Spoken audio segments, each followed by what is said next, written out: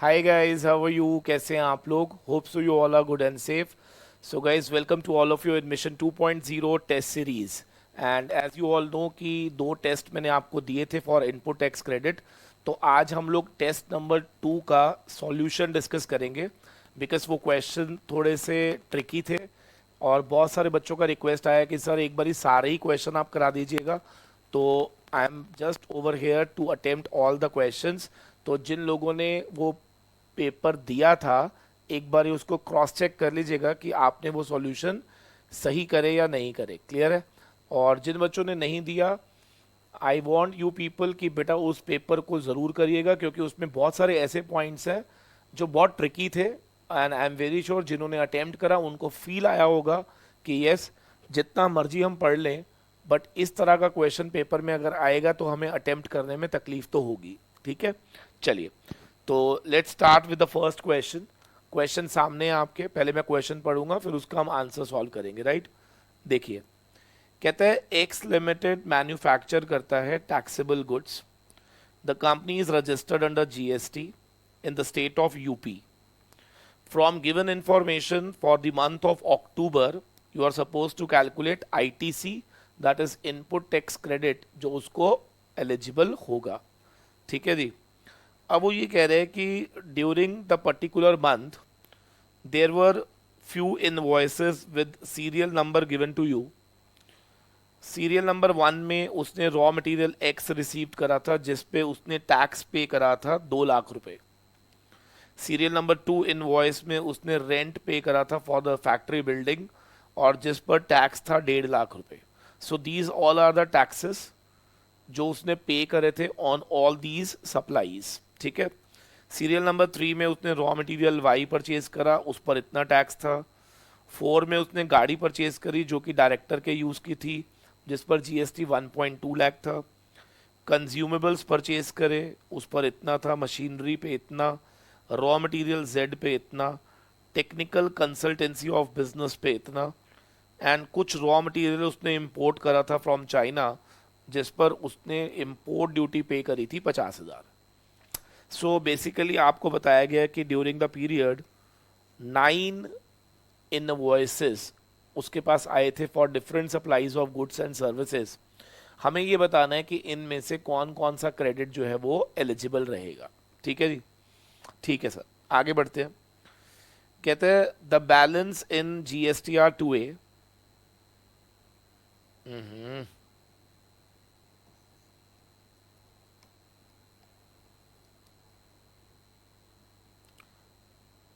The balance in the form GSTR 2A on 11 नवंबर 6 लाख रुपए था. यानी कि हमारे जीएसटीआर 2A के अंदर जो मैंने आपसे कहा था जो पॉपअप करता है वो कितना शो कर रहा था? 6 लाख रुपए. अब वो 6 लाख कैसे आ रहा था कि invoices of serial number 1, 2, 3 and 4 ये अपलोड किए गए थे बाय द सप्लायर्स. वैसे तो आपको मालूम है आपने 9 परचेजेस करी थी लेकिन सिर्फ पहले 4 सप्लायर्स ने ही अपनी जीएसटीआर 1 भरी थी और उसने हमारी परचेजेस को अपनी जीएसटीआर 1 में डिक्लेयर किया था. आप सबको मालूम है जिन्होंने जीएसटीआर 1 भरा होगा हमारी डिक्लेयर दी होगी, हमारे हमारे से रिलेटेड इनवॉइस अपलोड करे होंगे तो उसकी इंफॉर्मेशन हमारे को जीएसटीआर 2A में मिल गई होगी. ठीक है. फिर वो कहते हैं कि invoices with the serial number 5, 6, 7, 8 ये अपलोड ही नहीं हुए थे. तो मेरा क्वेश्चन है जो अपलोड ही नहीं हुए तो क्या ये सब अनक्लियर क्रेडिट में चले जाएंगे? बिल्कुल. तो अब वो पूछ रहे हैं कि बताओ एलिजिबल आईटीसी कितना होगा. बच्चा कहता है सर 9 थे, 1, 2, 3, 4 यहाँ आ गया, 5, 6, 7, 8 यहाँ आ गया, 9th का क्या है? देखिए 9th जो था ना उसने खुद इंपोर्ट करा था गुड्स को फ्रॉम चाइना. अब आप मुझे बताओ जब आप खुद ही गुड्स को इंपोर्ट करते हो तो आप खुद ही क्या बिल ऑफ एंट्री फाइल करते हो? क्या आप खुद ही जीएसटी जमा कराते हो? तो जब आपने सारा काम खुद ही करा होगा तो वहां पर there is no supplier who is going to upload your bill. Yes. तो फिर उस केस में क्या अगर मेरे पास बिल ऑफ एंट्री है, अगर मेरे पास क्या है बिल ऑफ एंट्री, क्या उसके बेसिस पर क्या मैं क्रेडिट बुक कर सकता हूं? Answer is yes. तो वो वाला कभी भी बिल ऑफ एंट्री अपलोडेड नहीं होगा बाय एनी सप्लायर. तो इसीलिए 9 में से सिर्फ 8 का ही क्वेश्चन था कि कौन कौन से क्रेडिट जो है हमें मिलेंगे, क्योंकि 9वां क्रेडिट तो आपको मिलना ही है on the basis of bill of entry in your possession. Clear है? Yes sir. तो अब मुद्दा ये था कि जो 4 अपलोड हुए थे उसका तो उन्होंने कह दिया क्लियर क्रेडिट आ गया 6 लाख रुपए, लेकिन एक मुद्दा है। मुद्दा ये है कि भले ही 4 अपलोड हुए थे, लेकिन आपको भी वेरीफाई करना पड़ेगा क्या वो चारों एलिजिबल थे। तो आइए देखते हैं जरा। उन चारों में पहला वाला था रॉ मटेरियल एक्स। सर ये तो एलिजिबल था, तो इसको तो आप एक्सेप्ट कर लेना। Rent of factory building accept कर लेना। Raw material of Y accept कर लेना। Car purchased for use of director, मुझे बताओ ये भी हमारे को दिख रहा है। बताओ सेक्शन 17 सब सेक्शन 5, अगर हम ये मान लें कि ये गाड़ी अप टू 13 सीटर थी तो इसका क्रेडिट तो ब्लॉक क्रेडिट में आता है। बिल्कुल। तो असूलन भले ही हमें दिख 4 रहे थे, लेकिन हमें एक्सेप्ट कितने करने चाहिए थे? 3। क्या मेरा पॉइंट समझ आ रहा है? तो देखो अब इसका सॉल्यूशन कैसे निकलेगा। देखो जीएसटीआर 2A में,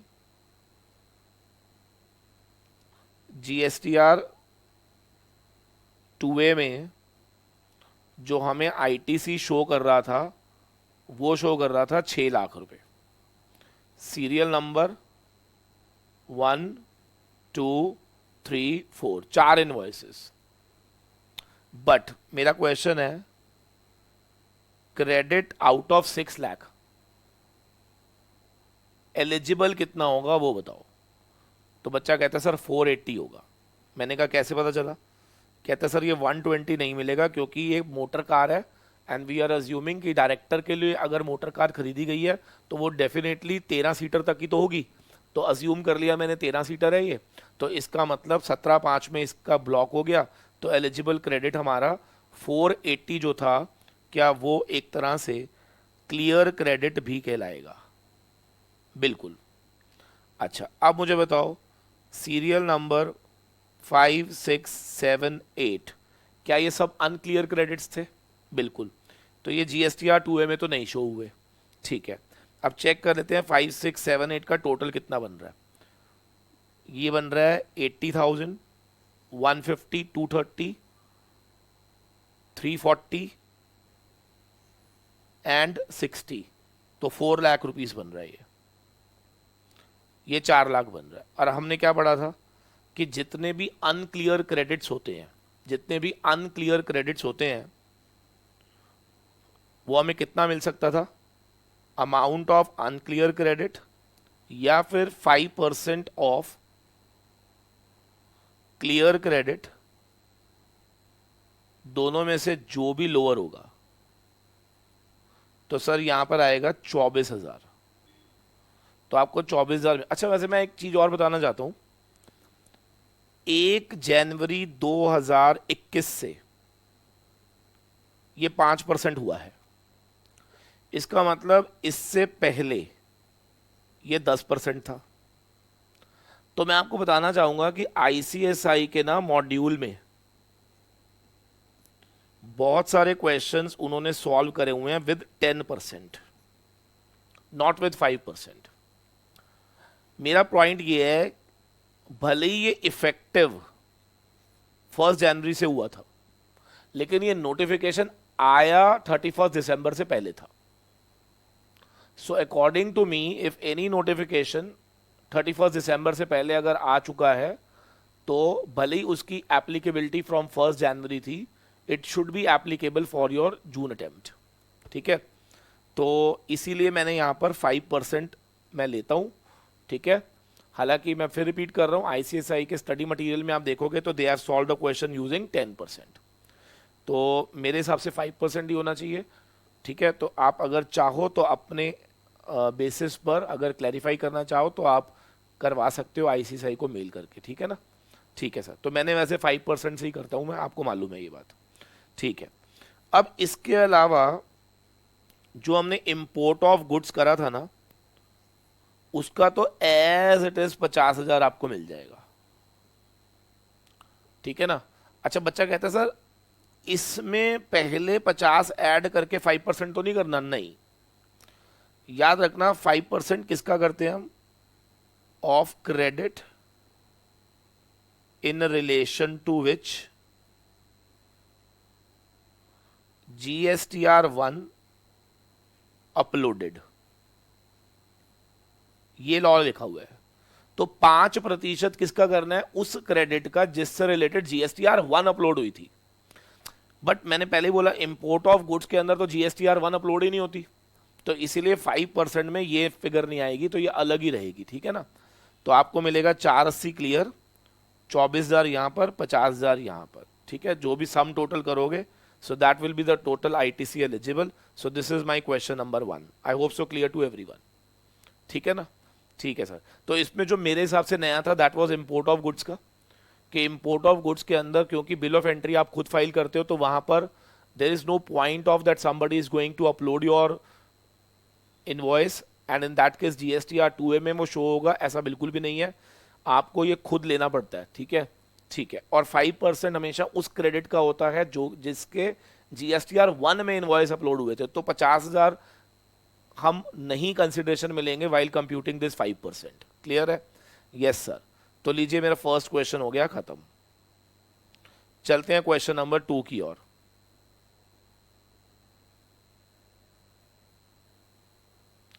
X Limited एक रजिस्टर्ड सप्लायर है, is engaged in manufacturing of dyeing machine. Company provides following information pertaining to GST paid on the purchase made or input services available by it. Company ने 10 Apple के iPads खरीदे हैं जिसके ऊपर total GST 1,85,000 company ने पे करा है। इन्हें गिफ्ट दे दिया गया था टू द एम्प्लॉइज। अब बच्चा कहता है कि सर 17/5 में आपने पढ़ाया था कि if anything which is given as gift, lost, destroyed, dispose of, stolen, इनका क्रेडिट नहीं मिलता। बिल्कुल यही बताया था। लेकिन मैंने आपको एक चीज और बताई थी, अगर आपको याद हो तो, ये जो आईपैड्स है ना, इनकी वैल्यू 70 रुपए ईच, 70,000 रुपए ईच है। तो मेरा क्वेश्चन है, क्योंकि ये value of gift is exceeding 50,000, तो now who will tell me any gift to the employees where value of gift is exceeding 50,000? Don't you think so? It is covered under Schedule 1. और for employer ये supply मान लिया जाएगा। There are certain, कुछ याद करेंगे आप? नहीं याद आ रहा। There are certain activities which are regarded as supply even if there is no consideration involved into it. तो उसमें आपने याद होगा gift to employees if the value of gift is more than 50,000 will be taken as supply, deemed as supply under schedule 1। और मैंने आपको बताया था कि अगर कोई भी गिफ्ट शेड्यूल 1 में कवर हो चुका है तो उस केस में आपको ध्यान रखना है 17/5 में क्रेडिट ब्लॉक नहीं होता है, ठीक है ना। Yes sir. तो मेरा क्वेश्चन है, क्या ये क्रेडिट एलिजिबल है? Answer is yes, eligible. हाँ, अगर यहां पर ये जो लैपटॉप था 45,000 का होता तो ये शेड्यूल 1 में नहीं आता, और अगर शेड्यूल 1 में नहीं आता तो इस पे 17/5 लग जाएगा और ये ब्लॉक क्रेडिट की लिस्ट में चला जाएगा, तो फिर हमें नहीं मिलता। ये समझ आ रही है ना? देखो, गवर्नमेंट एक प्रिविलेज दे रही है और एक डिसएडवांटेज।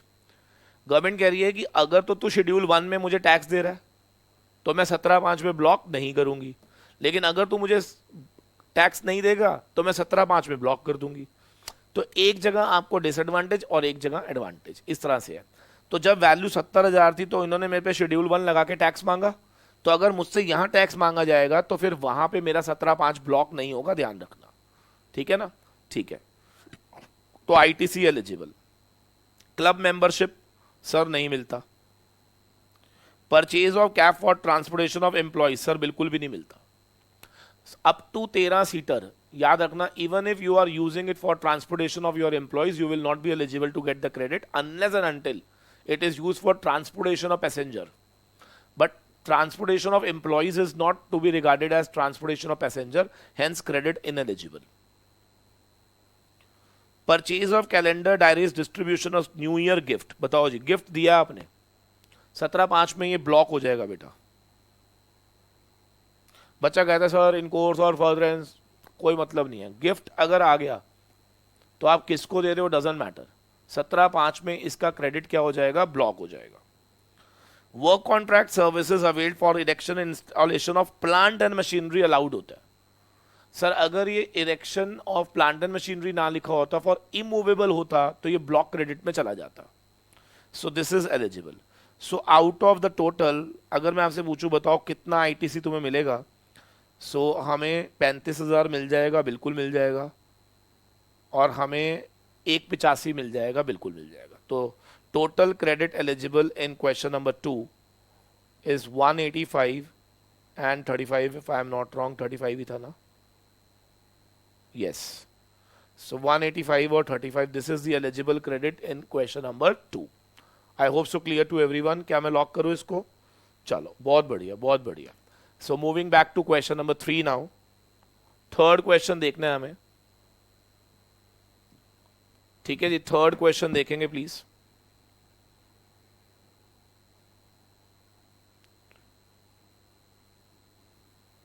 कहते हैं from given information compute the amount of eligible ITC. आपको एलिजिबल आईटीसी कितना मिलेगा? The detail of inward supply for the month of January 2021। आपको अगेन एलिजिबल आईटीसी निकालना है। रॉ मटेरियल ए जिसके ऊपर टैक्स था 60-60, 70% हमने यूज कर लिया था और 30% स्टॉक में पड़ा था। देखिए इससे कोई फर्क नहीं पड़ता। अगर मेरी कंडीशन पूरी हो रही है, कौन कौन सी? इनवॉइस होना चाहिए, गुड्स रिसीव्ड हुई होनी चाहिए, सप्लायर ने पे करा होना चाहिए। अगर ये सारी कंडीशन पूरी हो रही है और GSTR 1 अपलोड हुई होनी चाहिए, तो सर याद रखना आपको क्रेडिट कोई नहीं रोक सकता। डजेंट मैटर कि आपने उसको स्टॉक में रखा हुआ है या उसको आपने यूज करा, तो you are eligible for the credit जितना मैंने अभी तक पढ़ा उसके बेसिस पर। रॉ मटेरियल बी वो कहता है कि 90% रिसीव्ड हुआ था फैक्ट्री के अंदर और 10% जो था ना वो डैमेज हो गया था कंप्लीटली। अब कौन मुझे बताएगा? 17/5 में हमने क्लियर पढ़ा था कि if anything which is being stolen destroyed, जितना पोर्शन आपका स्टोलन या डिस्ट्रॉयड हो जाएगा that is ineligible for the credit. क्या वो ब्लॉक क्रेडिट में चला जाता है? यस। तो इसमें 10% आपका ब्लॉक में चला जाएगा, तो यहां आपको 45-45 मिलेगा, याद रखना, ठीक है ना। जितना पोर्शन डिस्ट्रॉयड स्टोलन हो जाएगा that will be ineligible for the credit purposes, ठीक है। Insurance charges paid for the trucks used in the transportation of goods, it is completely eligible. Why? Because I told you कि any vehicle which is used for transportation of goods is eligible for the credit, and repair insurance से related भी अगर आपने कोई GST पे करा होगा तो that is also eligible for the credit in that case, ठीक है।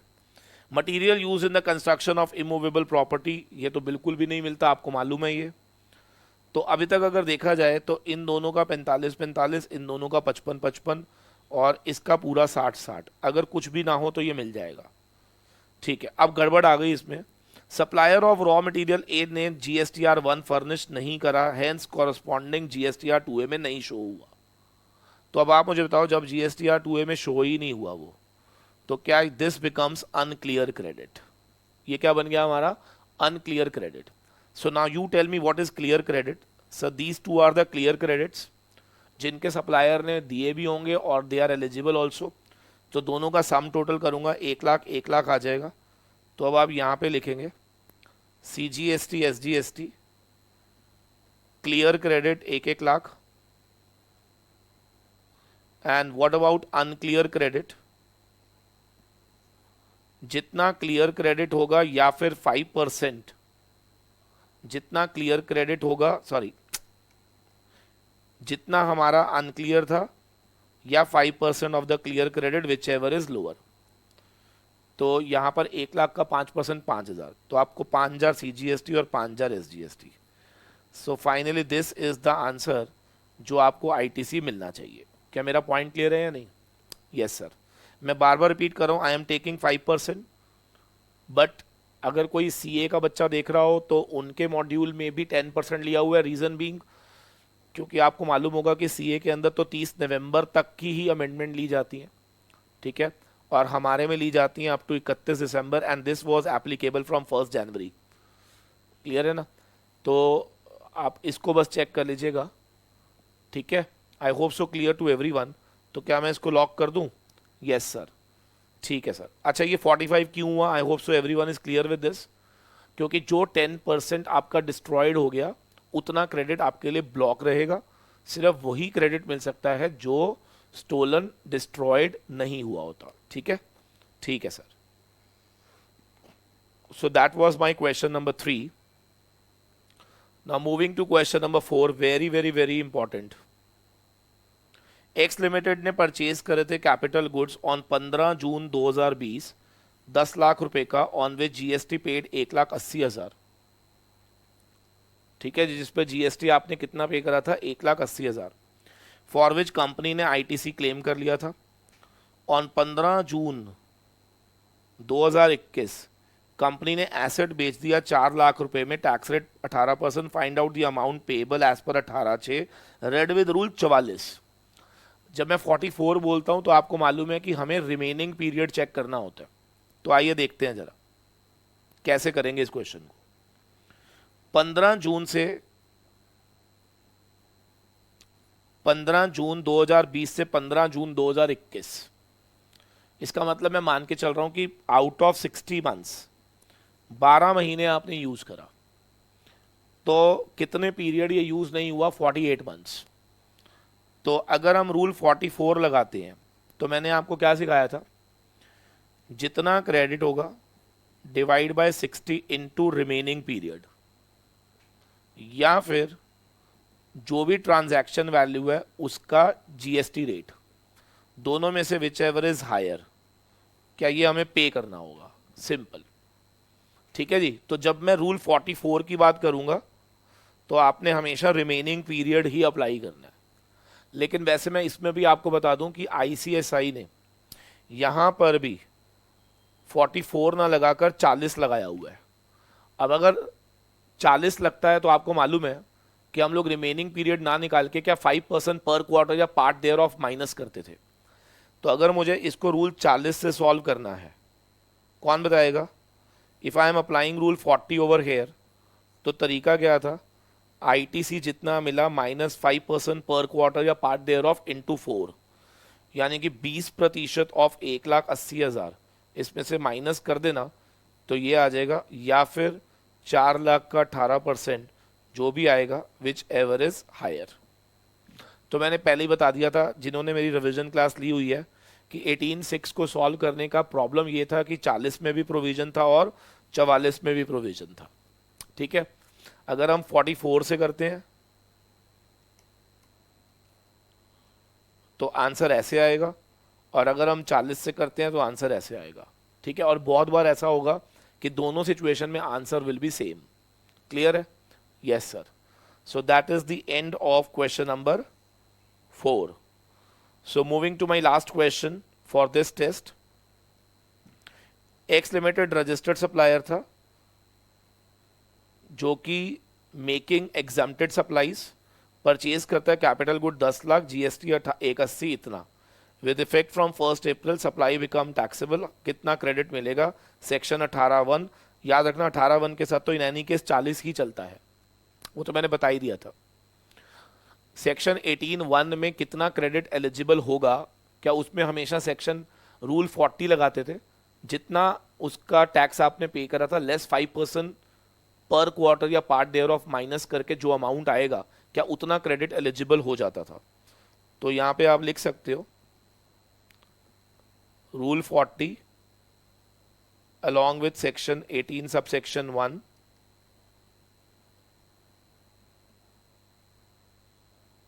क्रेडिट एलिजिबल 1,80,000 माइनस 2 क्वार्टर्स, क्योंकि आपने 1 अक्टूबर को खरीदा और 1 अप्रैल को वो टैक्सेबल हो गया, तो 2 quarter at the rate of 5% into 180, तो 18,000 रुपये। सो 162 will be your eligible credit, that's it. ठीक है जी। सो आई एम वेरी श्योर कि आप लोगों को ये टेस्ट समझ आ गया है। Still if you have any question you can ask me on the comment box, ठीक है। और आई एम वेरी श्योर कि I will try to help you out, क्योंकि कल भी हमारी मिशन 2.0 की क्लास है। तो अगर आप कोई भी क्वेश्चन कमेंट बॉक्स में पूछोगे, if I am not going to enter in the comment box, then definitely I will be taking up in the tomorrow's class at 5 p.m. Right? चलिए, thank you very much and goodbye to everyone, and अपना पूरा ध्यान रखो, अपने parents का ध्यान रखो, ठीक है, और अपने आप को अच्छे से बंद करके रखो, बाहर बिल्कुल भी नहीं निकलना। क्लियर है? चलो, thank you very much, God bless you all.